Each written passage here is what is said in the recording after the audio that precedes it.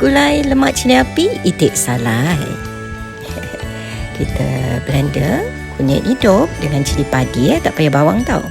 Lepas tu kita kena didihkan dia sekejap, sepakai periuk kecil je. Didih kejap, itu smoked duck, itik salai.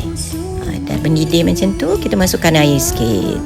Lepas tu daun kunyit, daun salam, daun limau, sikit chicken stock dengan garam. Masukkan kentang dan air, tunggu sampai kentang tu empuk. Masukkan belacan powder sikit, kalau allergic tak payah taruh. Santan, lepas tu kita kacau. Tu kita microwave sekejap itik.